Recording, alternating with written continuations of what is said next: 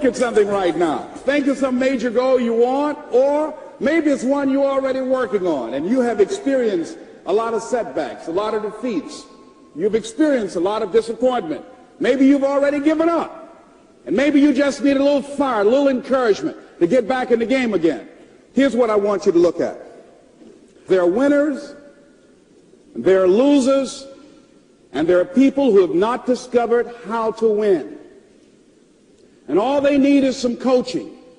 All they need is some help and assistance, just a little support.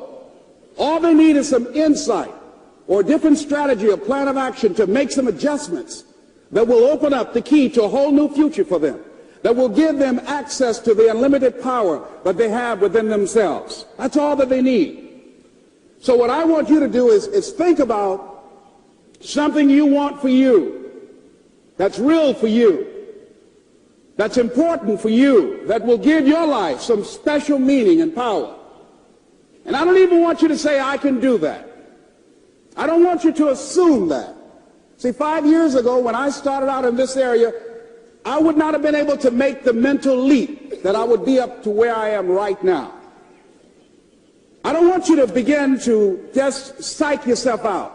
No. I want you to be able to say something to yourself that will enable you to maintain a level of integrity with yourself. That when you say this, even when you face tremendous setbacks, it will be a benchmark to keep you in the game, to keep you moving forward and experimenting and readjusting your strategy and your plan of action, continuously looking for ways to win. So what is that something? When you got an idea you want to move on, you might not have the money, you might not have the education, you might not have the support or the resources you need. What is that something that can keep us going, that will enable us to act on our dream? What's one of those keys that will begin to help us to discover the secrets to our dream? Here's what I want you to repeat after me, please, with power and conviction. Say, it's possible. It's possible. That's all I want you to do when you look at your dream.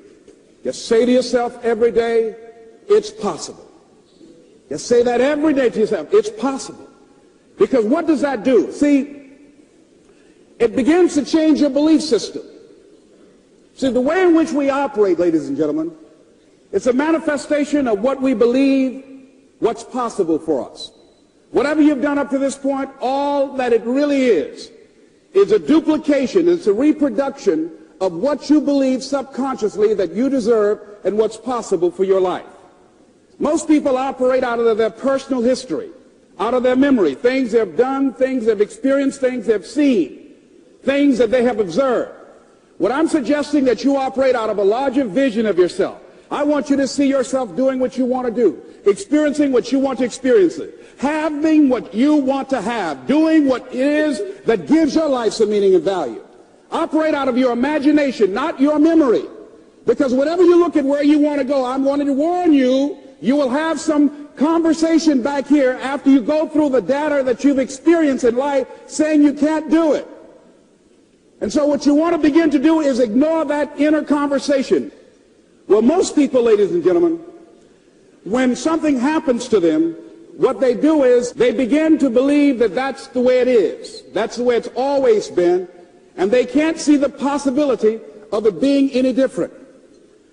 Example, before April 1954, the common belief, the universal belief, because it had been tried again and again and again and people had failed, the belief was that man was not physically capable of breaking the 4-minute barrier, that he could not run a mile in less than 4 minutes. That was the belief on the planet. It had never been done.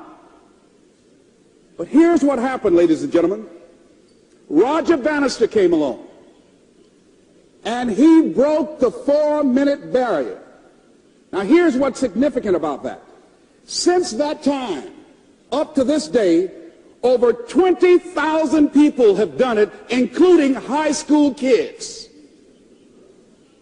What changed? 20,000 people. What changed? Here's what happened when they got on the track. They knew it had been done. And because they knew it had been done, there was a new belief about this barrier, about this goal that was unreachable. And those 20,000 people got in a race believing, knowing in their heart that someone had done it, that it's possible that they could do it. And I'm saying that if you know anybody that had some goal, some dream, something they wanted to do, and they did it, then I'm saying that you know in your heart that if someone has done it, then you can do it. It's possible. And that if someone can make their dream become a reality, that it's possible that you can make your dream become reality. And so as you begin to look at where you want to go, beginning to embrace that, it's possible. I'm blessed and highly favored. I've got a lot going for me. I got some good stuff in me. And it's possible that I can bring my greatness out here in the universe. That I can do what I want to do. It's possible I can write my own book. I can have my own business. I can take the trip and travel around the world. It's possible. I can bounce back from adversity and reinvent my life. It's possible. Regardless of where I am, that things can get better for me. I'm thinking about two men right here in Chicago who were fairly successful, similar background, educated. They worked for a corporation for many years, and they were among many people that were laid off. Two guys who were very good friends. One went out looking for a job for several weeks along with the other one, and they faced disappointment and rejection again and again and again. They couldn't find any work, which is the story of many people across this country. One guy stopped. He became discouraged. He stopped going. He stayed home looking at television, became very argumentative and toxic with his wife, drinking beer, getting on the phone, talking to his other negative, unemployed friends.